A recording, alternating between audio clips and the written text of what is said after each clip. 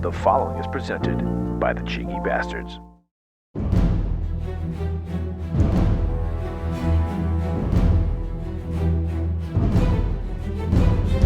Brace for impact, buckaroos, because your skulls are about to take a gargantuan blast of action-packed jackassery to the fucking ear holes. An audio explosion so mind-numbing extreme protective headwear should be mandatory to listen to this level of inane horseshit. So lock and load, buttercups, and prepare your tiny minds for your monthly assault of grade A action movie mayhem, filled with enough high-octane carnage, insane shootouts, and nose-busting fisticuffs that Michael Bay himself would weep like the little product placement bitch that he is. Now duck and cover my little cupcakes because it's time for the Men of Action podcast, a show packed with enough testosterone-filled bravado it could take down a small nation. So here are your hosts, those cheeky bastards themselves. From America, it's the notorious Scott K, and from England, it's the cynical Mr. Smith. They may be secret meat, but you can bet your ass they're packing some serious fucking heat. Shit's about to get explosive. Heidi-ho, you slack-jawed sons of bitches, and welcome to the Men of Action podcast. I am the notorious Scott K. And my name is Mr. Smith. And we will be your cheeky, cantankerous, opinionated hosts on this monthly action-filled quest as we pit two kick-ass action movie sequels up against one another in a no-holds-barred battle to the motherfucking death. To not only see which one truly reigns supreme, but if either is actually worthy of being a fucking sequel in the first place. On tap for you this month is a Robert Rodriguez action sequel showdown as 2013's Machete Kills squares off against 2014's Sin City, A Dame to Kill For. But before Steve is forced to fight his MAGA uncle Mad Mel, and I'm forced to have passionate sex with Ava Green, it is my pleasure to welcome in my cheeky co-host, Mr. Steve Smith. Hello, Scott, and hello, everybody. Mr. Smith, we are nearing the end of our sequel showdown journey for season 2 here on the Men of Action. And we find ourselves in Robert Rodriguez's wheelhouse, that being B-movie style action films. Now, after watching Machete Kills specifically, I couldn't help but wonder why the fuck he hasn't just remained in this genre instead of fucking around with the kid movies and wannabe sci-fi thrillers starring Ben Affleck. I may have the answers. Money, money, money, money. Now, one of these movies I feel is a little bit better than the other. However, that being said, one is a sequel to one of the greatest films ever made in Sin City, the greatest recreation of a comic book ever filmed, truly set the world on fire in 2005. And Machete comes to us because of the fun hubris that he and Tarantino had because of Grindhouse. It was an amazing trailer at the beginning of it, and it led to this twofer. And, you know, I've seen some of his other stuff, but he is just a better, I don't want to say schlock, but he's a better tongue-in-cheek B-movie action director, and he should just stay in that wheelhouse because for as much as Tarantino loves B-movies and grindhouse movies, he has a tough time making them. He'll put the aesthetics into them, right? But he can't make the movies that way. Like, he has to make it better. He has to make his own as if it was like made professionally. He loves the look and some of the stuff with it, but his is always like feels like a real movie. Where Rodriguez leans wholeheartedly into the fun, the tropes, the gimmicks, the stuff that makes him schlocky but also makes him great. Like, he is the better B-movie aficionado director, as in being able to really hit the nail on the head. Yeah, the funny thing is with Rodriguez, I think he chooses, you know, he's capable of a hell of a lot, clearly, from, you know, technically, behind the camera. I mean, we know his story. I don't really think you can make, like, genuine exploitation B-movies now. I think you have to be a bit tongue-in-cheek because I don't think that the mainstream audience doesn't watch those movies. They know what they are, but they don't watch them themselves. So you can nod and wink about these things, but they don't want to see a genuine, you know, B-movie exploitation movie. They want to see Tarantino's riff on that. They want to see Rodriguez riff on it. And with Grindhouse, the funny thing is, neither of them made a Grindhouse movie. Rodriguez was probably closer. If you had to pick one or the other, who if you had to give an award. What Tarantino did is he did the whole, basically he had two incomplete movies put together to make a new movie, which happened a lot back then. You'd get a movie that never got complete because they ran out of money, and then someone buys it off someone and then says, well, if I put this spin on it, I can just film a few murder scenes and it'll be like a bit of a mishmash, but that's only being shown at a drive-in anyway. Who gives a shit? You know? So he was riffing on that, like 2 movies for one. Although Grindhouse was 2 movies for one in itself. Rodriguez, he kind of made a John Carpenter, obviously, type sci-fi horror. And again, you know, the mainstream audience don't want to see a shitty 1979 sci-fi horror. They want to see a big, shiny one. They want to see a shitty one that is very avant-garde with A24 vibes in it. I get it. Yeah. So, and that's what he did. And I mean, I don't know. Yeah, I mean, when it comes to the Grindhouse movie, which isn't, although that's not really what we're discussing, but this is a product. What we're discussing is a product of that, obviously. Most people seem to like, in my circles anyway, most people seem to like Planet Terror more than they do Death Proof. But I think Tarantino's movies have made a far bigger impact than Rodriguez. No, not to take anything away from Robert Rodriguez, but Tarantino is, you know. I know. You know. You might know. I don't know. Maybe you've seen There's a couple few things of on the movies. wall behind me. There's a few. Nothing big. And I don't think they, you know, that the movie didn't work for him. That's a fact. You know, we know that. Yeah, but Robert Rodriguez, he's just a bit more gung-ho, you know, he's just a bit more, and he's got a million ideas, which is sometimes, I think, I've said this before, I think that's a bit of a problem, where he doesn't know when to rein it in. Yeah, even his messes are very watchable, because you never know what's coming next, as we're going to find out today. As we're going to find out. Yeah. What a great way to tee us up, because now it is time for us to light the fires and kick the fucking tires on our main event.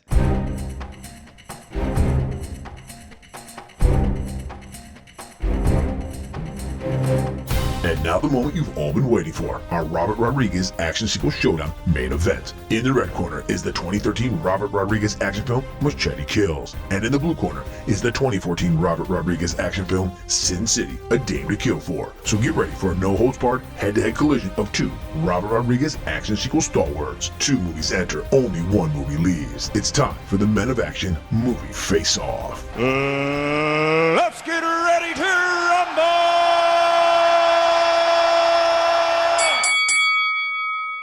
As those of you who have been faithful listeners, the 7 of you, just kidding, you know that this season we've been taking a look at some of the numbers behind each of the franchises we discussed. And up first this month is, I guess we call them franchises, they're only sequels, but hey, fuck you, it's our show, kiss my ass. We call it what we want. Hey, motherfuckers over here. The Machete franchise is up first on the docket. Now, to date, the Machete franchise has only 2 installments with a long-promised 3rd film still floating out there in the ether. Machete was created by Mr. Robert Rodriguez, with the first one coming out in 2010 and the second, Machete Kills, coming out in 2013. Now, Machete made his first appearance as a part of a fake trailer that played in Rodriguez and Tarantino's aforementioned Grindhouse double feature back in 2007. Danny Trejo plays an alternate version of Machete in the Spy Kids film. Now, according to Rodriguez, the origins of Machete date back to 1995 when he first met Danny during the filming of Desperado. He thought to himself that Danny should be the Mexican Jean-Claude Van Damme or Charles Bronson, putting out a movie every year by the name of Machete. At South by Southwest at the premiere of Grindhouse, Rodriguez announced that Machete would become a major motion picture. Now, the original film is banned in the Ukraine due to action fucktard Steven Seagal visiting Crimea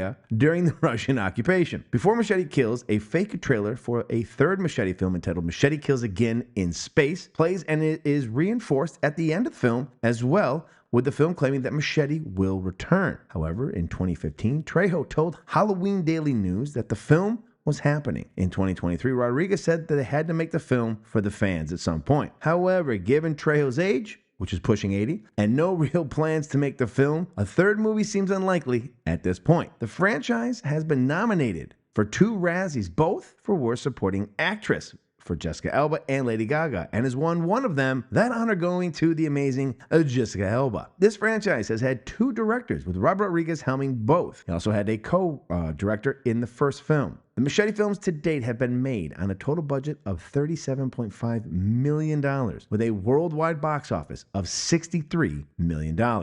And Machete is the highest grossing film of the franchise so far, with $45.4 million at the box office, as well as the highest IMDb rating with a 6.6. Up next is the Sin City franchise, as I said, not really franchise. But anyways, to date, the Sin City franchise has 2 installments with a pair of possible TV spin-off series in the works. Sin City was created by Frank Miller. The first came out in 2005 with Sin City: A Dame to Kill For in 2014. Sin City is based off the graphic novel series created by Frank Miller. The first movie is based off the first 3 books of the comic series, those being The Hard Goodbye, The Big Fat Kill, and That Yellow Bastard, while Sin City: A Dame to Kill For has 2 new original stories, The Long Bad Night and Nancy's Last Dance, which were created for the film, with Just Another Saturday Night, a short story from the 6th book of the series, included with that. There was a 3rd film planned, which would have included Johnny Depp among its cast, but with A Dame to Kill For performing so poorly at the box office, that film was canceled. In 2017, it was reported that Dimension Films was developing a soft reboot of the series for TV. The series would focus on new characters and timelines and be more like the comics than the 2 previous films. In 2019, it was reported that Legendary Pictures bought the rights for the TV series and were developing a live-action and animated series for Sin City with both Miller and Rodriguez in talks to work on the series. No new news on that sense. The franchise has won a number of awards, to include Mickey Rourke winning a Saturn Award, Online Films Critics Society Award, Chicago Films Critics Association Award, and an Irish Film and TV Award for its performance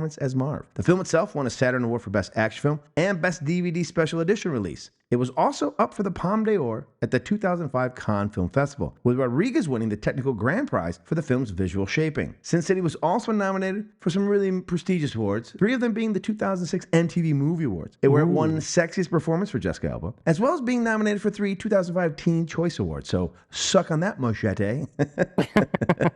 This franchise has 7 trade paperbacks and 9 hardcover novelizations associated with it. The Sin City franchise has had 3 directors, with Frank Miller and Robert Rodriguez co-directing both of the films, and maybe someone else that we may have just talked about guest directing one of them.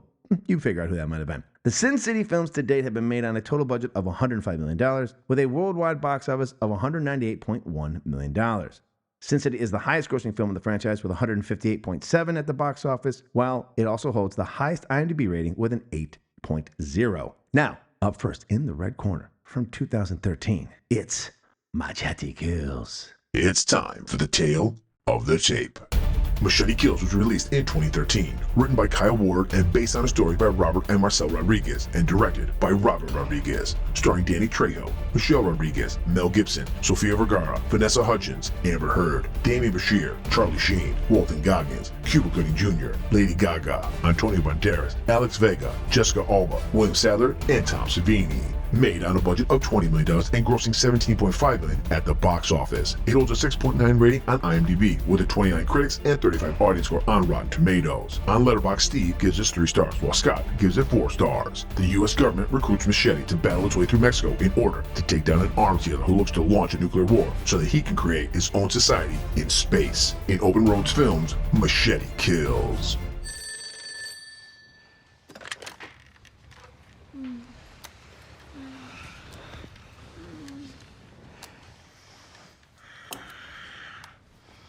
This is the president. Mr. President, we have a situation. He was trained to kill. CIA, FBI, DEA all roll up in the war. Then left for dead. I know what they did to your family.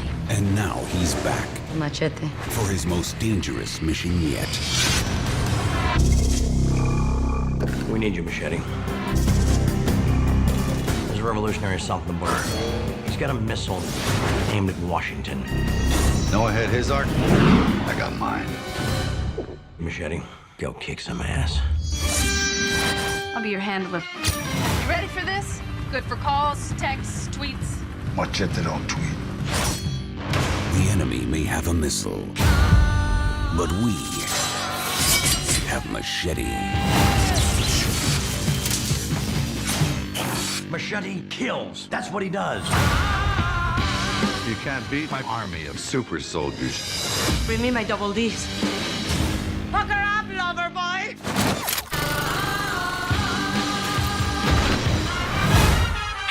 You've seen my face. Muy bien indeed. I smell fish taco.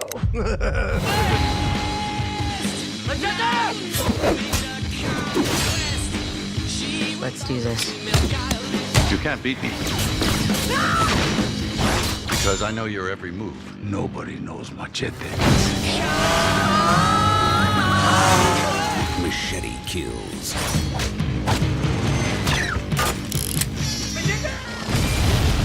Damn, you're good. Mr. Smith, please impart on us in only Spanish if you could. Okay. Since I know the Brits are big on Espanol. All the facts, figures, and nuggets you found out about Machete Kills. Okay, so from 2013, Machete Kills, the cast. Well, we've got Danny Trejo, Mel Gibson, Damian Bashir, Amber Heard, Michelle Rodriguez, Sofia Vergara, Charlie Sheen, Lady Gaga, Antonio Banderas, Walton Goggins, Cuba Gooding Jr., Vanessa Hudgens, Jessica Alba, Tom Savini, William Sadler, and Elon Musk. It's quite a troubled cast, some of it there. Who knew back in 2013? Well, there's some crazy things gone on. Cancellations or all sorts.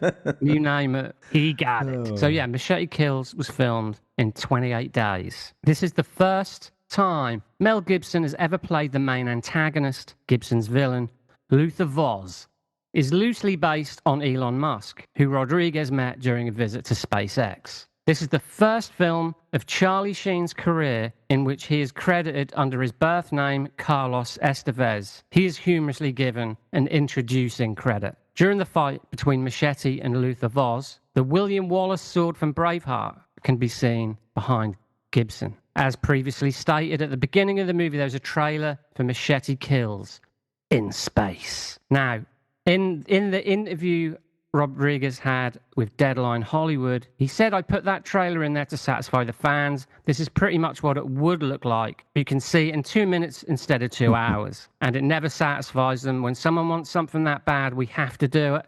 Everyone is calling for Machete in space. You can't give them enough. However, the original Machete, made in 2010, was filmed on a budget of $10 million and ended up making close to $47 million at the box office. Fast forward to 2013, Machete Kills had a budget of $20 million and made a catastrophic $17.5 million. Usually, this would lead you to believe a third movie is unlikely. However, the previous quote from Rodriguez, as you said, was from an interview in 2023. So, on one hand, who knows, but you didn't even recoup your budget in the last movie. So I can't say career suicide would be to make a third one. And as you've pointed out, Danny Trejo is 81. I looked it up. He's actually 81 years old as we record today. They're not filming yet, so he doesn't age backwards. This isn't some kind of fucking Fincher film, right? This could be a case of son of Machete. And yes, Machete Kills has 3 award nominations. Lady Gaga was nominated for a Razzie Award for Best Supporting Actress. The film received a nomination for Best Action Movie at the IGN Summer Movie Awards, and the Women Film Critics Circle nominated it for Worst Female Images in a Movie. What could they possibly mean? They just had to wait till the next year when they brought Sin City out, I'm pretty sure. Rodrigo's like, oh, hold my beer, ladies. I got something for you. There's some strong chicks in this movie. See you in a couple months. If you don't like these images. Maybe it's because Amber Heard get pussy punched. I don't know. Hey, they all get. Hey, look, there's a lot of genital trauma in Robert Rodriguez's visions in these movies. This is Sin true. City's a lot of This is genital very trauma. true. Yeah, even in Machete, the henchman gets his genitals cut off with the kind of high-powered machete scissors at one point. And Rotten Tomatoes gave the film a rating of 29% based on 125 reviews, with an average of 4.6 out of 10. The website's critical consensus reads, while possessed with the same schlocky lunacy as its far superior predecessor, Machete Kills loses the first installment spark in a less deftly assembled sequel. Mike McCarhill of The Guardian wrote, the original savvy social subtexts are gone, obscured by nudging cameos that at their most desperate, Hitwoman, Lady Gaga and Charlie Sheen as the president, plunged the franchise into the scary movies direction. The odd, vivid shot reminds you of Rodriguez's dynamic visual imagination, but also what it's wasted on here, a project as indifferent as some of the trash that inspired it. And finally, Stephen Holden of the New York Times wrote, with its desperate stunt casting, witless Star Wars illusions, and bloat that suggests that Mr. Rodriguez got carried away, Machete Kills loses its mojo it commits the unpardonable sin of being dull. So there we have it. That is there's not a hell of a lot of background info, which I think Robert Rodriguez, I would imagine 65% of this movie was done in post. Yeah, possibly. Yeah, you're not wrong. Yeah, I see what you mean. Yeah. I'm not really criticizing him because he's such a... Well, he's not pretending to hide it either. That's the fun part of it. Yeah. No, I mean, but what I mean is he does so much. He's one of them people who he's made the movie in his head, so he just needs the shots. And as we said, 28, 29 days were done. I mean, that's how long it probably took to shoot the movie. Yeah. Putting the movie together is perhaps another story. Yeah. But as he does that himself, again, he probably knew it was just cut and paste time after the 28 days. You know how he works. He works fast and efficiently, and he knows what he wants. And if no one else can fucking do it, he'll just push him, hold my beer, I'll do it myself. I have a problem with moviegoers and critics who don't know what movie they're going to see. This is my issue. But this is kind of my point about the whole B-movie exploitation thing. You know what they are, but you know if you like them movies. But in 2013, we still should have people who are pretty understanding what they're going to see at this point, right? Like you went to see Machete Kills, that was based on a trailer. A fake trailer for a grindhouse movie. Yeah, well, even if you didn't see the first one. What were you expecting? What was it that you thought was going to be happening? Well, even if you weren't familiar with these B-movie, you'd have seen the first one. Yeah. So, I mean, I do think a lot of movies do this, and it does irk me that, the first movie is kind of R-rated, and they go all out. They make some money. Then the next movie, they lower the rating and up the budget. Out of greed. Fair. See, this is less bloodthirsty. I mean, there's plenty of blood. I mean, this is so much fun. No, that's not what I'm saying. I mean, but it's a lot more goofy. Yeah. I mean, the first movie's goofy too. I laughed my ass off in this film. I mean, there's like I said. I mean, it's pretty relentless. There are 8 movies. This is how much I enjoyed the film. I was sitting there going, why is Machete in Space not already out? Like, I was really upset. I was like, why am I not already seeing Machete in Space? Well, I think they've missed. I mean, we know ultimately they've missed. A, they've missed the boat, but B, if you don't even make your budget back, you're screwed. But here he is, though. Like, we now are in a time where it doesn't need to. He can just put on streaming. Like, there's the genius of it now. Like, now he's actually in a moment where he could actually just go, I'll just put this on fucking streaming. Well, Netflix, they'd give you the money. Agreed. Jesus Christ. It would make a ton. It would be watched a lot. Netflix pay more money for episodes of TV shows than the cost of Machete Kills. Yes. So you might be right. But I think that's the direction that it'd have to go in. Yeah. And I don't think. I guess I'm getting maybe it's the old man shaking his fist at the sky kind of thing. And I know the joke. If common sense was so common, why doesn't everyone have it? It's Machete. I mean, the name is Machete Kills. It's not Bridge over the River Kwai. It's not like giving some kind of like illusions of grandeur. It's Danny Trejo, first off. All right, we've got this giant, he's a middle-aged man at that point. He's 81 now, but still, it was only, what are we talking, 13 years ago? So he was 58? No, 68. He was 68 years old. He was already a pensioner, as you guys call him. He was a retiree age. And he's making this movie in his mid to late 60s. Yeah, and the way that Rodriguez, the way his mind works, he knows how to shoot around things. It's great. It's brilliantly done. Yeah, but that's what I'm saying is it's totally plausible that at 80 years old. But he's still in good shape. I mean, he's in better shape at 68 back then than I am right now, 49. Oh, absolutely. So I'm a little upset with myself. No, he's in better shape now than I am now. Than I ever have been, to be honest with you. We're going to be honest with each other. Quite frankly, let's be honest. My entire life. You don't want to see me in a black vest. And I was in the military. He still looks better than I do. You don't want to see me in a vest ever. So... But you don't see me with long hair and a leather vest. I'm just saying, my shirt. No. That would be NC-17, just purely for disturbing purposes. But this movie is just so crammed with ideas. But fun, just fun. I felt like you and I had gotten drunk and we just started making up we did our fantasy filmmaking it's like we sat down and said, all right, let's take all the movies we watched from Bruce Willis and let's make it a Mexican lead. This is what we come up with. Yeah, probably. I was laughing my balls up. He wasn't pretending. He wasn't pulling any punches. He was like, look, I know this is ridiculous and I'm gonna go with it. Unfortunately, I didn't get time to watch Machete first. You know what? And maybe because I don't like Seagal's the villain. I'll be honest with you, Jessica Alba's not a great actress. We're going to get into that in a little bit. Maybe in the next film. So she's not in this much. So she's gone early. Spoiler alert. And the movie, I think, is better for Agreed. it because this movie has more fun. And I actually enjoyed this movie. I'll show my cards early more than the first one because I laughed. Damien Bashir playing a guy who doesn't know if he's a good guy, a revolutionary one moment, or he's going to murder people the other moment. Damien Bashir is brilliant. I mean, I love Michelle Rodriguez's. She's great in it. The Chameleon, where we start with Walton Goggins and we go through 4 actors. Fucking brilliant. Even though Lady Gaga is maybe the weak girl, it's fucking brilliant. I loved it. I didn't think she was that weak. No, I didn't think she was that bad. I think she actually fits well in this. I think that she got nominated for a Razzie was some bullshit, I think. That's some bullshit. But we start with Walton Goggins. He turns into Cuba Gooding Jr., who turns into Lady Gaga, who turns into Antonio Banderas. Like, come on. How are you not having fun with this film? No, it's a riot. It's an absolute riot. I probably should have watched, again, without showing too many cards, I probably should have saw Sin City first and then this. I usually try to do it in the order we're going to do it. And I think to myself, if I flipped it, I might have had a different feeling. If time would have permitted, I'd like to have seen Machete Kills. I did see Sin City quite recently, though, so I didn't feel quite so. But with this, I mean, it's just it's a crazy movie. It is. It is a crazy movie.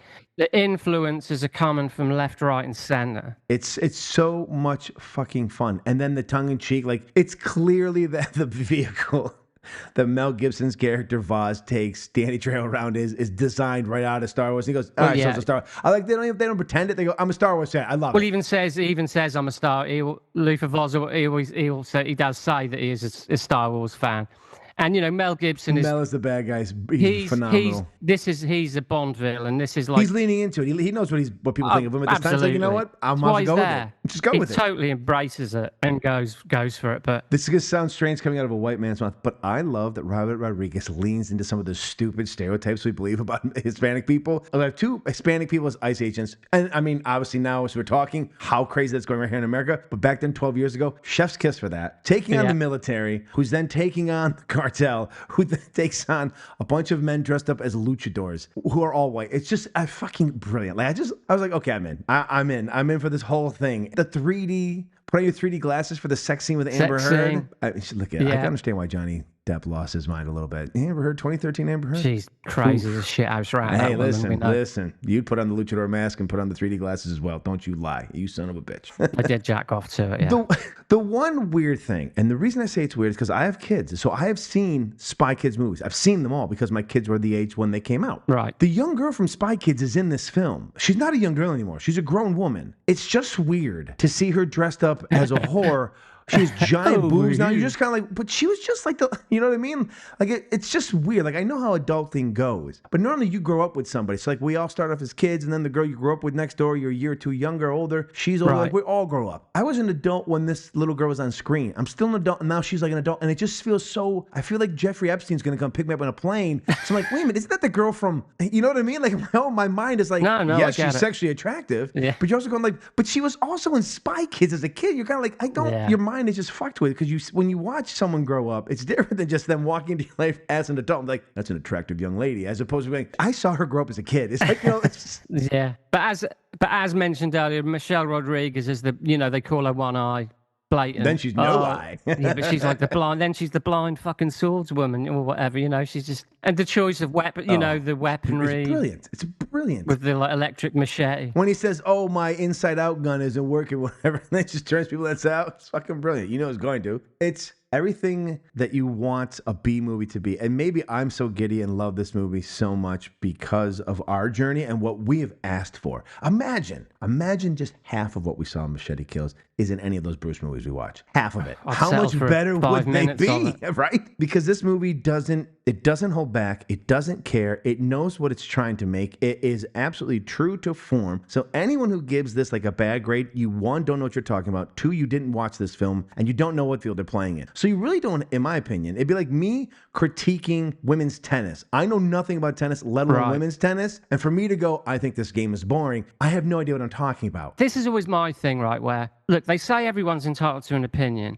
And I'm like, no, you're entitled to an informed opinion. Agreed. Yes, you're entitled to an informed opinion. Like, objectively, you could argue that Machete Kills is not a great movie. But subjectively, it's got everything you need. But you could also say that it's playing with being what a B movie is. So Yeah. it's, as you say, it's homaging and referencing B movies. It wants to be seen as said movie. It's not trying to. It's not like it's like Machete Kills is a very serious action movie that we're trying to introduce an Hispanic character, and you're gonna watch as if A24 has put this out there. Then you'd be like, "Oof, I think we missed the boat." But they're not. I mean, they don't even attempt it. I mean, the Spider-Man luchador mask didn't give that away in the first 5 minutes. Like you went, "Oh, I think this is highbrow stuff." Like you realize immediately that that's what they're playing. Well, it's kind of like criticizing this movie for being stupid, isn't it? It's like, exactly. Well, I'm sure that's not lost on the filmmakers and everyone involved. They know they're making a stupid movie, but they want to be. They want to make a stupid movie Exactly. because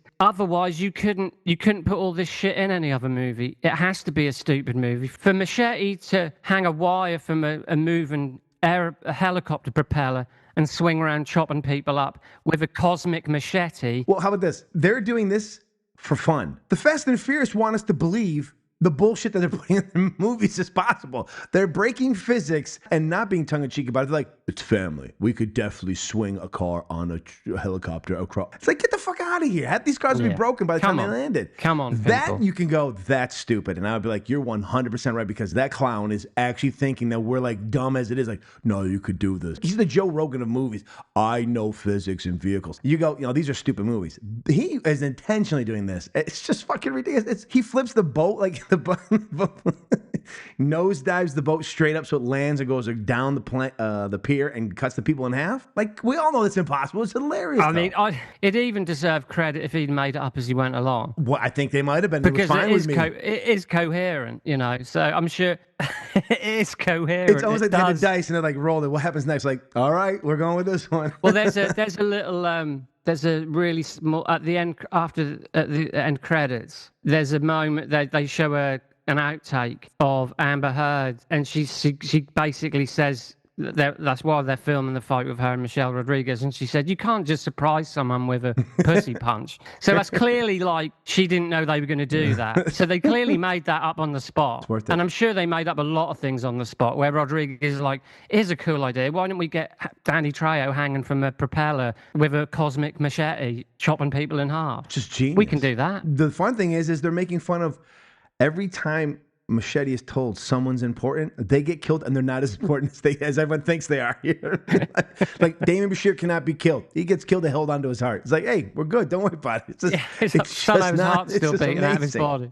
It's just amazing. The next thing happens, and the next thing happens. And it's just having fucking fun the entire time. It's bonkers.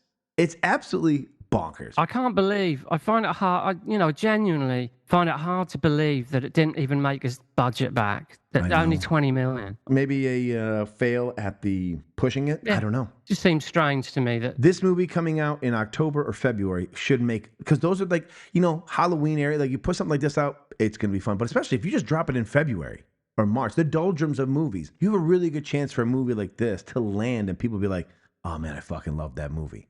It works. Like you can't put this out against summer blockbusters because people are going to be sucked into the wrong things, and it doesn't necessarily work as a holiday film. But hey, that hasn't stopped people before. Well, I think they held it back because they didn't want it to compete. I think I might be wrong. I think it's in one of the Insidious movies or something. They didn't want it to compete with that. But still, people will spend more money on really bad horror movies that aren't trying to be funny and they're just dog shit. How many hours have you spent on those found footage ones? Horror movies aren't in a good place. But and another thing, they never made movies like this, and they certainly don't do it now. So this would have been a real sort of breath of fresh air for any period in film history. I mean, I know there was Machete. See, this is the thing. They struck while the iron was hot. Yet in that space of 3 years, people just sort of turned their back on it. Obviously, they did. I mean, however, people came out big for Thanksgiving. Another film right in that same wheelhouse from the same, a very similar. Well, it's type fair of to film. say these were the two films people wanted. They wanted Thanksgiving and they wanted Machete. And Thanksgiving 2 will be coming up in another year. I can't wait. I love them. I love both of them. They're very fun films. And I feel bad for people who are too serious in their film digestion that they can't enjoy films like this because they're glorious. You know what it reminded me a little bit of? We talked about it, but it reminded me a little bit of when we talked about Beastmaster. Something new was happening, and you're just like, that's cool. That's even cool. Like, it woke something in my kid brain that was just like, I'm having so much fun with this. There's titty cannons. The shit that is happening. If I saw this at 12 years old, my mind would have fucking I'd have lost my mind. I probably would have never done anything but watch these kind of movies. If I had just seen this movie, I'd be like, I would have the machete tattoo on my chest. Yeah, why not? Yeah, so the fact that, I mean, from the moment it starts, you're off to the races straight away. If there's not a dull moment in it, there's just not. No. If something wild isn't happening violently, something hilarious is happening. Like you're laughing or being like, holy, like I must have been going through like laughing and holy fucking shit every other 5 minutes. My wife probably thought I was insane. Yeah, and there's someone famous crops up every 5 minutes too. And you think, hey, they're going to be something in the film. They get killed. And then they die. Yeah.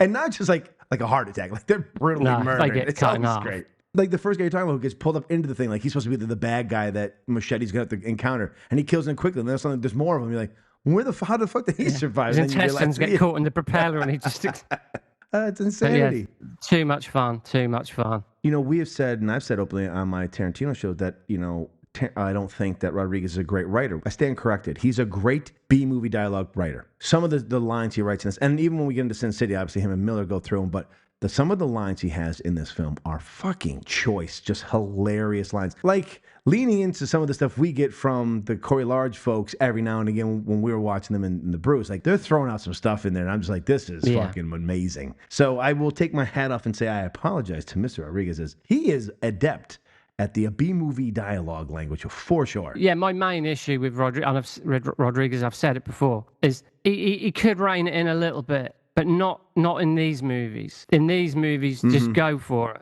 But I felt in certain other of his movies where I'm like, man, you need to just not tone it down. I mean, you've got too many, like I said when we were talking about From Dusk Till Dawn. Well, if you look at just the kid movies, he does similar stuff. Like he's throwing a lot at the screen, even in those movies. And the Shark Boy and Lava Girl my thing is that doesn't always work. Doesn't. That's what. Yeah, exactly. And the first Machete. He should just stay in this lane, my man. Steve and I will be the only people there, but we will go to see this fucking movie again, man. I think in these lanes. I love it. I mean, what's he had recently? The best thing he's had since is you saw the Ben Affleck one, didn't you? What Hypnotized? Not very good. Yeah, Not very good. He did Alita, Killer Angel, whatever it is. That was the heavily CGI. Oh yeah, that's the whole anime one. Yeah, that one. That one was really well received. I haven't seen it. Some of the other ones, not so much.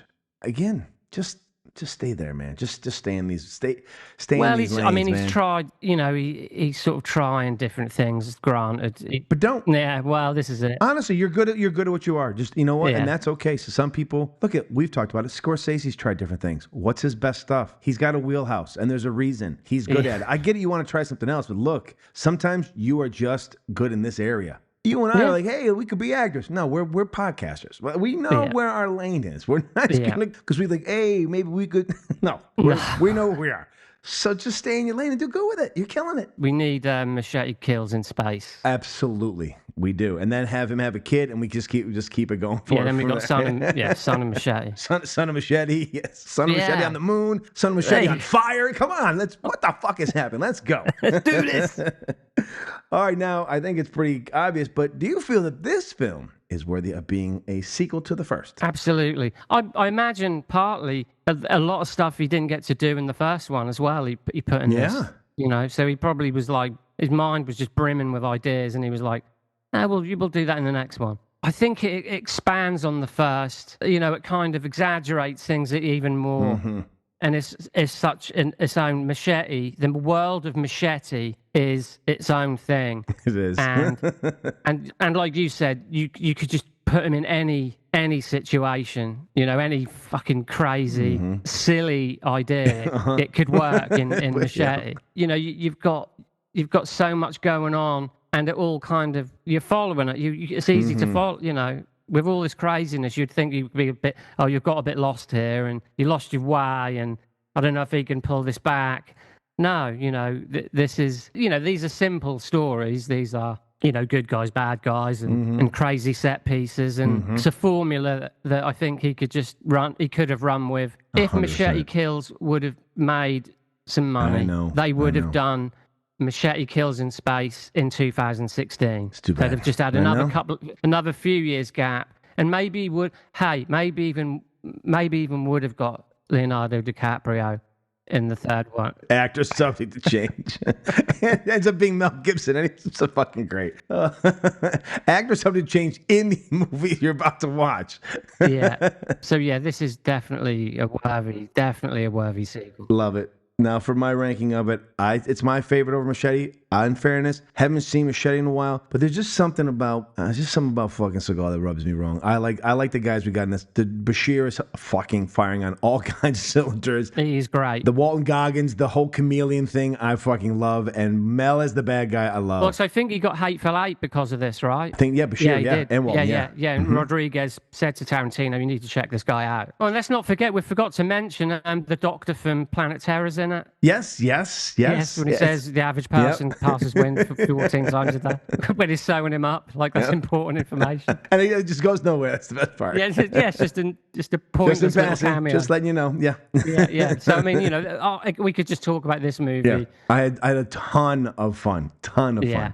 Now, where do you put it? I got Machete Kills, then Machete. Are you reversing it? I'll reverse it because I like the first one from my memory. Because I just didn't get the chance to watch them back to back. It was a bit more bloody, and also it kind of I can't even remember if it sticks with it all the way through, but it does the whole like B-movie filter thing, where it's all kind of the film's all broken up and stuff. I think that may only do that at the start. There's a big massacre with Steven Seagal at the beginning, and that's really bloody. But I think after that it becomes more of a standard-looking film. But I can't say I loved Seagal. Well, I certainly didn't love Seagal in that as much as I do Mel Gibson in this. Yeah, agreed. But I can only go from as I remember things. I'll have to say Machete and then Machete Kills. All right, well, up next in the blue corner from 2014, it's Sin City, A Dame to Kill For. It's time for the tale of the tape.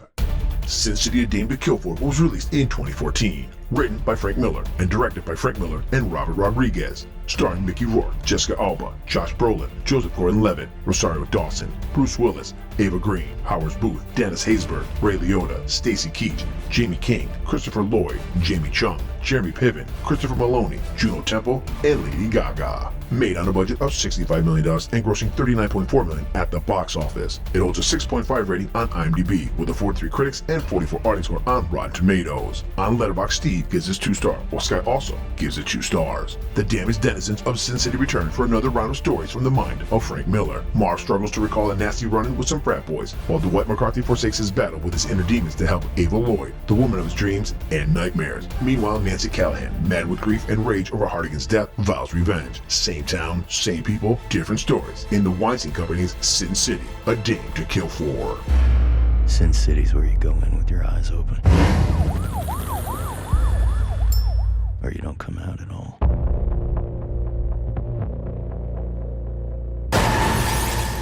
How did I get here? What have I done? You're the only man I ever loved. Death is just like life in Sin City. It always wins. You never thought we'd stand a chance against the most powerful man in the state. Maybe I'll go crazy. Crazy's sounding pretty good right now. Well, Senator, You got any idea what you're up against? You're up against a Rourke. I'm ready for your worst. Boy, you don't even want to dream about my worst. You'd be smart to kill me now. Ava. She betrayed me. Kill him. For power and profit. You've made me a very rich woman. You cannot defeat us. This time they crossed a fatal line. I need your help. Means going up against a lot of guns. I'm gonna kill Rourke. Count me in.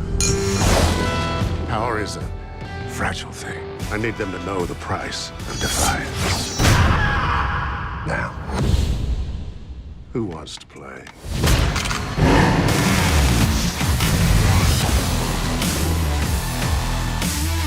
Looks like trouble. Looks like Christmas. You're starting a gang war in a game for professionals.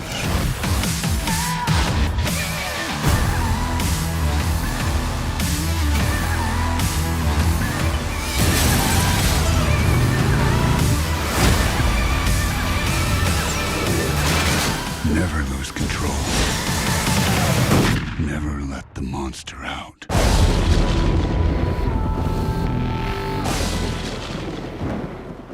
Now, the lead role was originally offered to Mr. Johnny Depp, but he declined due to scheduling conflicts, so Joseph Gordon-Levitt later replaced him, despite offers to star in other movies such as Guardians of the Galaxy and Godzilla. Maybe not the best choice, but Mr. Joseph. No. Now, in 2006, when Rodriguez first started putting together ideas for Sin City 2, he considered Depp for the part of Wallace, the lead character of Hell and Back, which he was hoping to adapt as one of the film's 3 segments. The idea to adapt Hell and Back was scrapped, however, and Rodriguez chose to adapt Just Another Saturday Night, A Dame to Kill For, and then the never-published The Long Bad Night instead. During the 7-year gap between the first Sin City and the beginning of principal photography on this film, a number of characters were recast due to one thing or another. Brittany Murphy and Michael Clark Duncan both died, forcing Robert Rodriguez to recast their respective roles of Shelley and Manute. Due to Devon Aoki's pregnancy at the start of production, the character of Miho was also recast, with Jamie Chung replacing Aoki, and Jeremy Piven ended up replacing Michael Madsen as Bob, and that's probably the toughest one to swallow, as Madsen's a damn good character in the first one. True. Now, 2 of the film's 4 segments, Just Another Saturday Night and A Dame to Kill For, take place before the first Sin City film. The MPAA banned one of the movie's character posters. The poster showed Ava Green as Ava Lord, wearing a sheer gown through which her nipple was visible. Oh no, hide the children. Oh no, not here in America. Get your guns and shoot the poster. Green told Vanity Fair about the controversy. I'm not actually naked on the poster. I find it a bit odd. Seems like it's all just publicity, a lot of noise for nothing. You have so many more violent things in the movie business, and this is the sort of thing that they're worried about. I'm not naked. It's just suggested. I find it really sexy, actually. It's kind of beautiful. But if it shocks people, I don't know what to do about it. I don't want to upset anybody. I don't want to be seen as just another femme fatale or put into some silly box. I hope that people will have enough imagination. 2 of the film's 4 segments are based on Sin City Comics, A Dame to Kill For, which ran 6 issues, and Just Another Saturday Night, which ran for 1. Both comics feature Marv in the lead role. Dwight McCarthy's cigarettes are Red Apple brand, most known from Mr. Tarantino's films. This was Power Boost's final film. In a list that feels like Miller and Rodriguez's wank-off top 10 list, Selma Hayek, Rose McGowan, Angelina Jolie, Rachel Weisz, Michelle Williams, Helena Bonham Carter, Scarlett Johansson, Anne Hathaway, and Jennifer Lawrence were all considered to play the role of Ava Lord before Eva Green was cast. Can't imagine why those ladies made that list and for what reason they may have thought about casting. I don't know. I have to re-see this film. I don't think there was anything deplorable in it. Now, Frank Miller was still writing Joseph Gordon-Levitt's character story during filming. Gordon-Levitt shot his scenes in only 4 days. In a fact that feels ripped from our Dropping a Bruce series, this film credits 20 executive producers, and we now may have a reason why things did or didn't happen well. Now, Dwight McCarthy, played by Clive Owen in the original Sin City, and is now played by Josh Brolin before the plastic surgery to change his face that Shelley,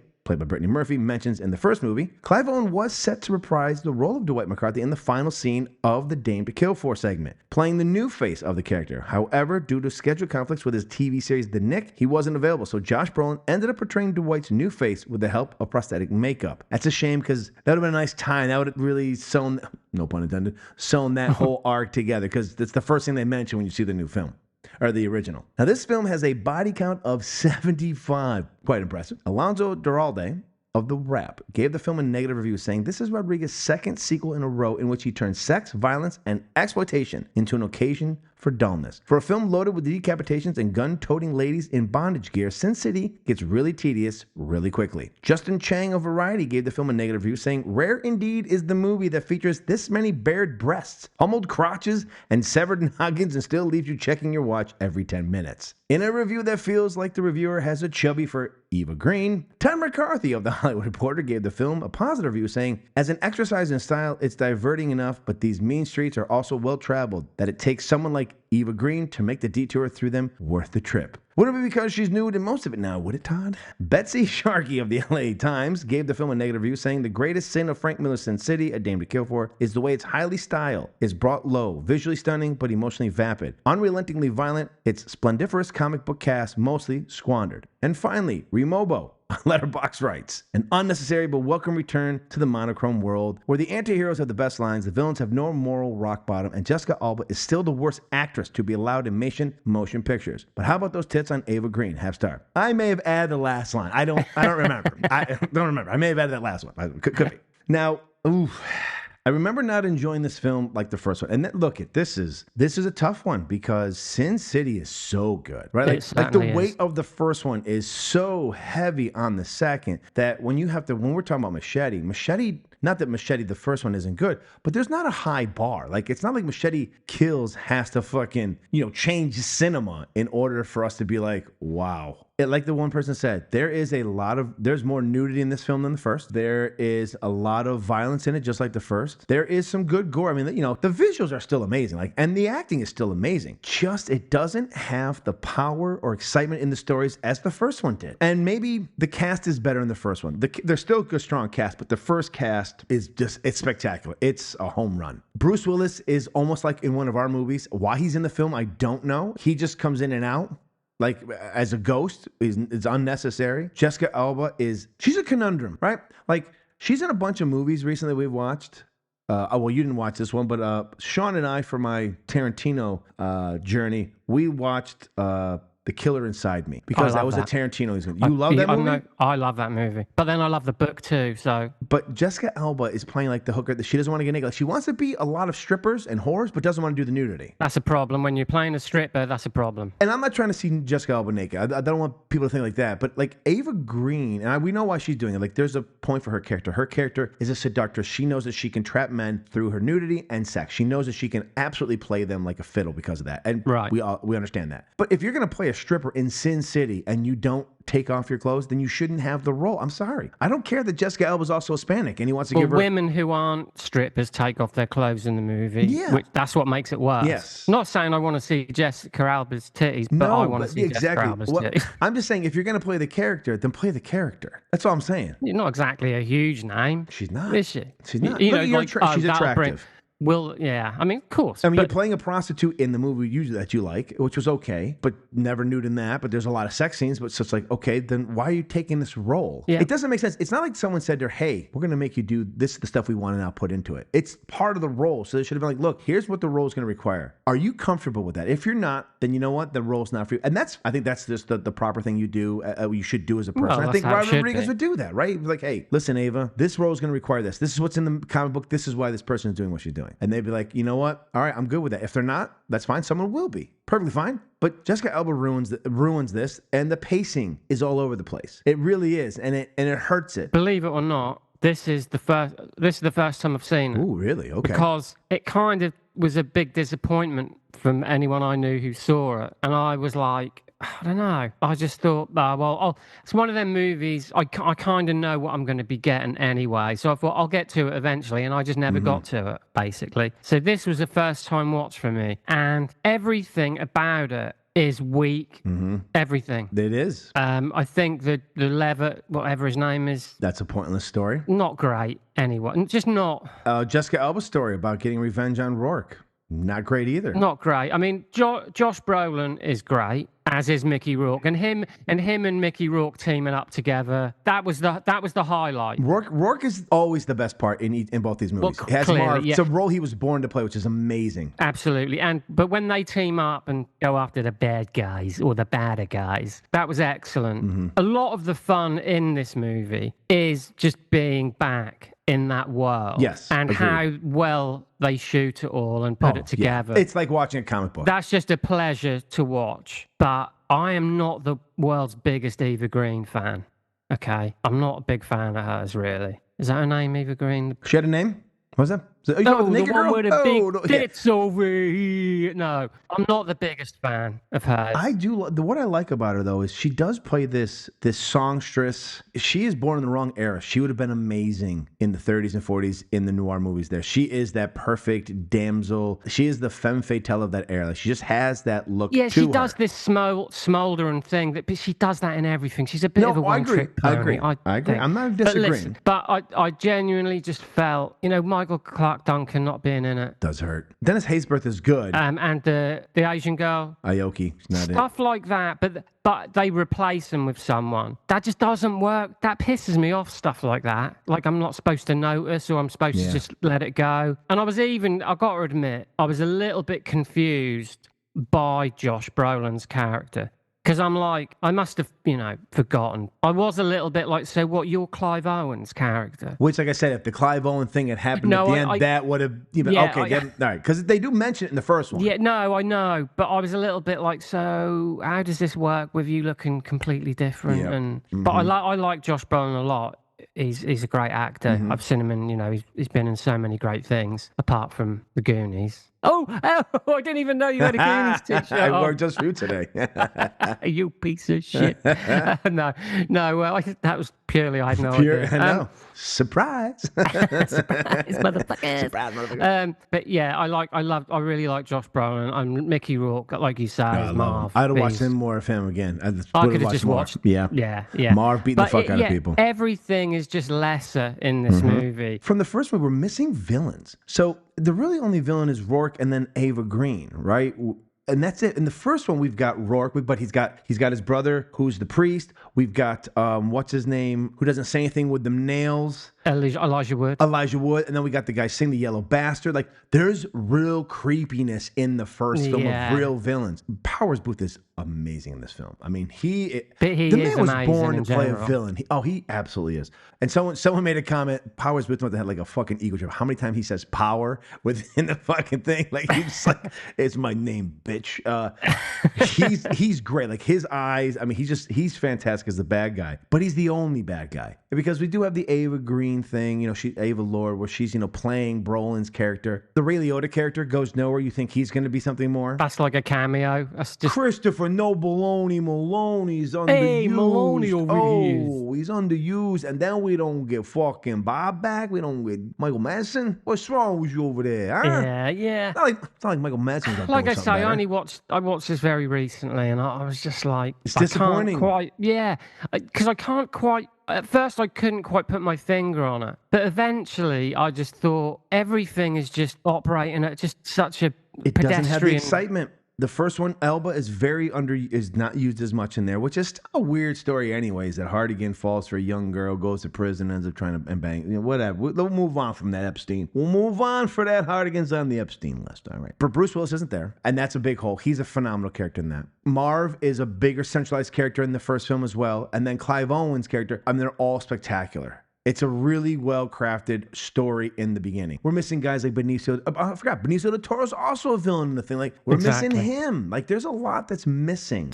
In his defense, I will say, but by now we're used to the world. Yeah. So a big part of our love for the first one is that we hadn't seen anything like it before. And maybe they gave us too much in the first. You know what I mean? Maybe they gave us the best bits in the first. Well, Dick Tracy back in the day with Warren Beatty, that was kind of like the catalyst for this kind of thing. But I think there'd been nothing like Sin City before. So we lose that with the sequel, where we're more, we're more used to it. Yeah, like I said, it's got a big anchor around its neck just starting because of how good the first one is. I mean, it got an 8 on IMDb. That's a strong movie. Yeah, but because I don't know, graphic novels, stuff like that aren't my bag. I don't know very much about them. So I've got to say that. But I did think when I was watching the second Sin City, I didn't know these were pre-existing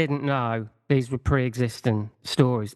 It felt to me like, have you just written these for this movie? Actually, two were just written for the movie. Okay, That's that the problem. kind of Yeah. makes me sound less The Jessica stupid. Alba part was, and the Joseph Gordon-Levitt was as well. So those two stories are added, and they're the two weakest. Yeah. So, but it's it's Rodriguez. He knows what he's doing. It's very watchable. But I just feel like it doesn't hit the mark like the first one did. And we're talking film noir here. Yeah. It should be quite simple, because film noirs, for the most part, tend to be. They're very.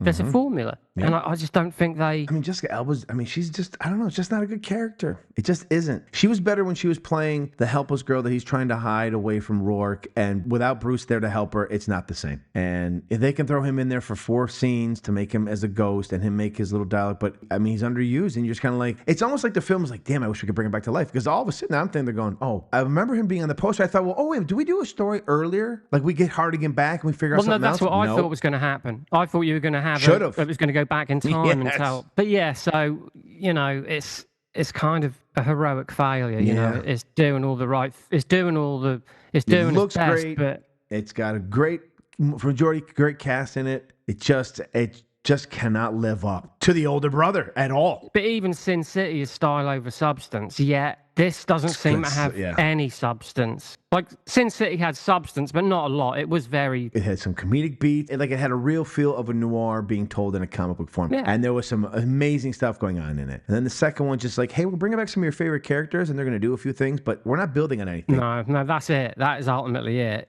That's like that, but they felt like that's a bit like, well, that'll be enough. They won't, they'll take what we give them. This is going to sound terrible. They should have turned it into a softcore porn. I know it sounds terrible. They should have gone more in that vein. It leaned more into some kind of sexual exploitation, because then it changes up what Sin City was, because they tried to rehash it by making this girl an evil person, which, yeah, we wanted her to die, but at the end of the day, we were just kind of like, she's not the evil, the triumvirate of the Rourkes and running a town and being, the worst thing ever. It just wasn't that, like, breaking the truce of Old Town. Like, there was all this stuff that was well done in the first that we didn't have any of those stakes in the second. I mean, when Marv wakes up from, that long set, and he, killed a couple of frat boys, like, yeah, that's cool. But it's like, you've underused Marv. Marv is a fucking wrecking ball in the first one. He wakes up because some girl's been killed in his bed. And there's a whole reason behind that. And he ends up jumping through a car. Like, Marv is the fucking man in the first one. And this one, you're just kind of like, I'm just going to bring the big guy in to punch people. And you're like, all right, that's cool. But it's almost like they brought a wrestler back from retirement. And you're like, okay, hey, he made an appearance. He makes a fun appearance at the Royal Rumble. Like, hey, but it's not like his old days. It's not Hulk Hogan body slamming the Giant, right? It's just like him coming back to help pass the torch to someone else. Yeah, so it just misses the mark at every turn, but visually it's arresting enough to keep you watching. That's all I can really say. There's not a lot to say about it. If you want to see a lot of well-photographed black and white nudity in Ava Green, then you're going to get some great nudity in this. I think there's visual quality, but that's not enough. No. That's never enough. No. Well, so now you know my answer to, is this film worthy of being a sequel? I got to say no. Unfortunately, I wish I could say yes, but like the guy said, there's titties, there's crotch being hit, there are decapitations, and yet you still look at your watch going, how much longer do I have to watch in this thing? And that's really the truth. It's how I felt. How about for you? Is it a sequel worthy? There's no reason why it shouldn't be, but it just isn't. Ultimately, just not a very good film. I genuinely think that's a bit lazy, and they relied so much on the visuals, they forgot the characters and the stories, which is the cardinal sin, really. Because if you're shooting it all digitally anyway, and you know it works, and with the fucking writer of the whole thing, the creator of it, writing and directing it, you would think, it's all the ingredients should be there. But I just think there's some laziness going on here, and they thought they could just nudge us into this cinema seat and would just eat it up like popcorn, and I just don't think it works. So no, I don't think it is worthy. So we already know our orders. Number 1 is Sin City. That second place is Dame to Kill For. That will be the order. Absolutely. And just see Sin City. You're not missing. Look, if you're a pervert and you want to see titties, you know what? How am I going to tell you not to? Then you watch Sin City, Dame to Kill For. There are websites for that, so you really don't need to see this movie at all. I've heard. This is true. I don't know. I've just heard, He doesn't have one on his phone right now. Listen, all right? It's research for the next season. So yeah. Sin City, and then a reluctant Sin City. I'm reluctant to even mention Sin City too. And now it's time for us to sort through this debris and decide who the winner of our Robert Rodriguez action sequel showdown is. Let's go to the card. And we start with best action sequences. Best action sequences. For my money, there are some good action sequences in Sin City. I'm not going to take that away. There are. True. However, I really enjoy the ones in Machete because they are inventive and fun, and I had a good time both laughing and going, holy shit, with some of the ridiculousness, as Steve mentioned. A man's entrails are caught in a helicopter. There's no reason for them to be pulled up. Should have been a slit, but he got pulled up into it anyways, and you know what? I thank you for that. So for me, Machete gets the win in best action sequences. Mr. Smith. Yeah, there's definitely a few decent action sequences in Sin City 2, namely with Marv and Dwight. Things get pretty cool. But that's just at one point in the movie. Whereas Machete Kills is relentlessly, it's just action. It's pretty much action sequence. Inventive action sequence after inventive action sequence. And that's just eye candy, for violence nerds like us. Really, who just, it's just so inventive and, it's just non-stop action. I mean, there's so many to choose from. See, that's the thing in Sin City, there's like 1, 2 to choose from. A handful of Machete you could choose from. Handful. Yeah, definitely. Yeah, so definitely Machete Kills. Best supporting characters. Now, best supporting characters. There are some really great characters in Machete. However, I have to lean in fairness, even though the rest of, I may not say this name again. I don't want to give away my cards. Sin City is playing with a bunch of different actors and different people leading things. Powers Booth is amazing. Josh Brolin is amazing. Mickey Rourke is unbelievable as Marv. Yeah, Alba brings it down. Joseph Gordon-Levitt's good. His moments, his story is kind of pointless, but he's good in it. I actually think the best supporting characters go to Sin City because for the majority, Machete is our guy. And we get some fun people coming in and out and they die left, right, and center, so they're fun. But the people I really get to, I've watched 3 different stories. It's because of the more of the people in Sin City. So I'm going to give Sin City a dame to kill for the nod for best supporting characters. Mr. Smith. I'm all Machete Kills here. I mean, Michelle Rodriguez is great. Mel Gibson. I mean, I love Mel Gibson anyway. So to see him as a Bond villain, ultimately, they're the only 2 I need for me. But there's so many more. You are forgetting Damon Bashir, though. Yeah, he's great too. But so is Charlie Sheen or Carlos Estevez. President Rathcock. He's great. Yeah. So I just feel like in Sin City, you've got Marv and Dwight, and that's it. Fair. For me, I don't care for anyone else in the movie. But you got Mel Gibson, Michelle Rodriguez, like you say, Tom Savini, all the others. Antonio Banderas, I mean, he's only in it for 5 minutes, but he's great. He loves to hammer up at any opportunity. So, yeah, for me, I'm afraid I'll have to say I'm going with Machete Kills on this one. Funniest moments.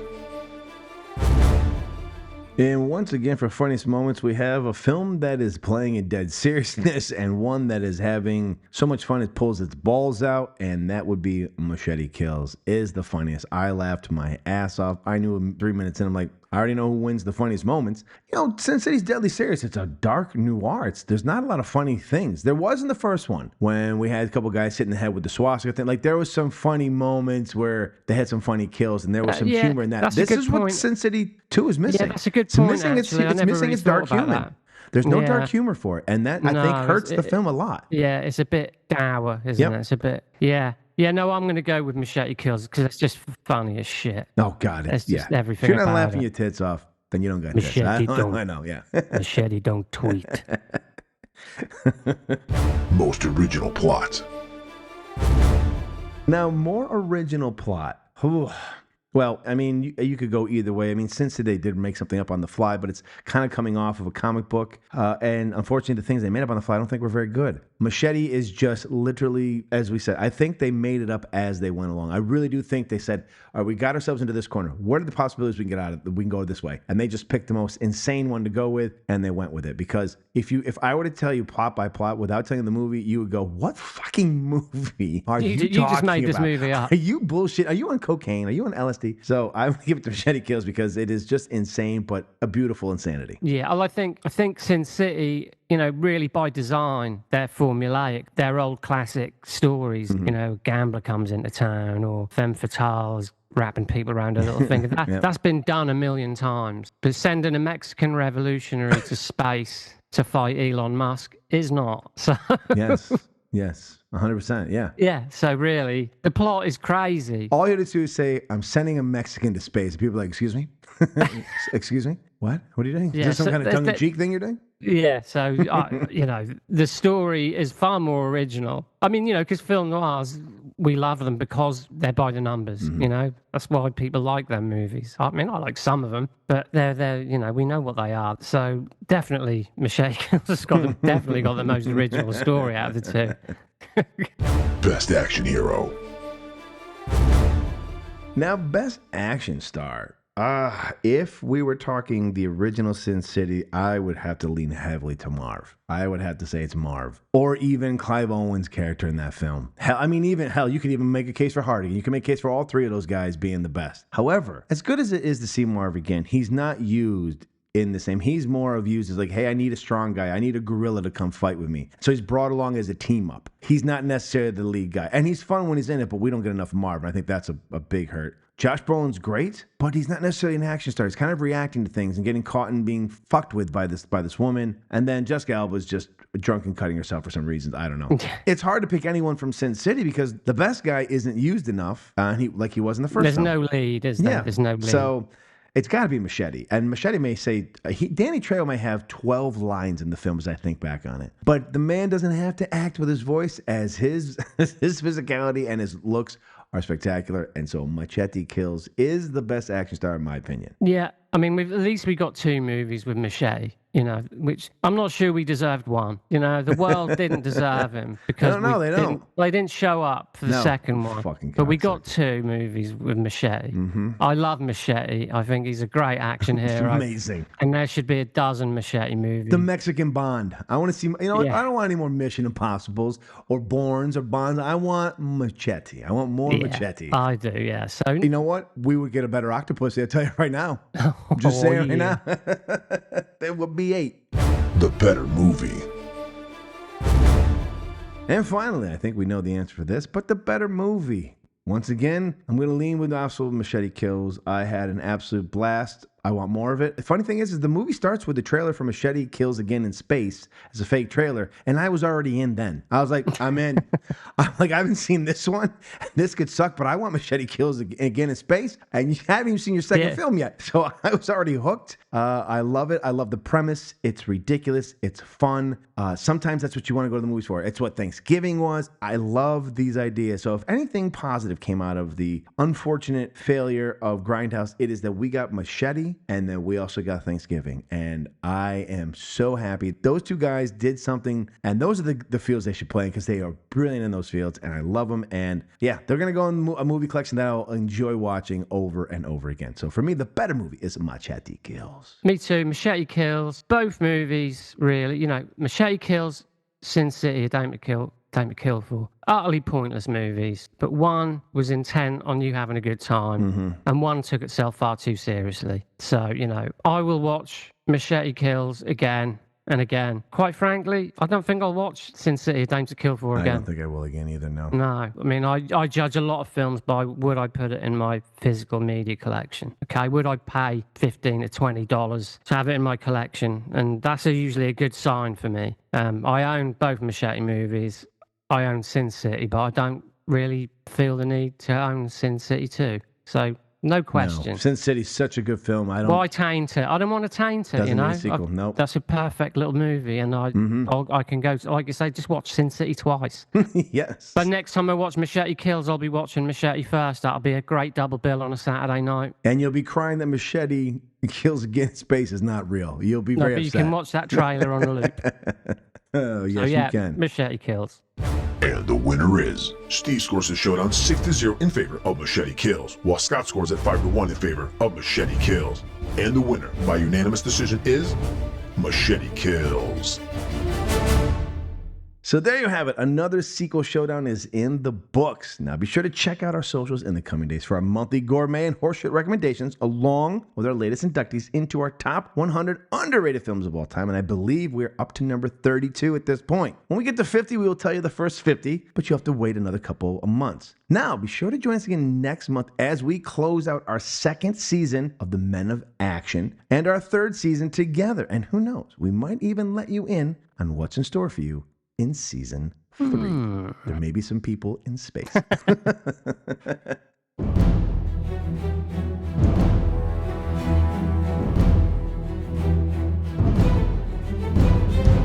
That will do it for another action-packed movie showdown. Now you can join in on the debate and let us know who you had as the winner of this month's head-to-head cinematic battle by following the show on all its socials. Those links can be found in our show notes. And be sure to join us again in 2 weeks for our latest episode of Dropping a Bruise, available, just like this podcast, exclusively on the Last of the Action Heroes Podcast Network, where you can find other amazing shows dedicated to such iconic action stars as Stallone, Lundgren, Van Damme, Schwarzenegger, and Seagal. The link to the network can also be found in the show's notes. We hope you'll drop in again next month as we pit 2 Keanu Reeves action sequels against one another, as 2003's The Matrix Reloaded squares off against 2017's John Wick Chapter 2 for sequel supremacy. So until then, stay explosive, my friends. This has been a Man with an Exceptional Beard production.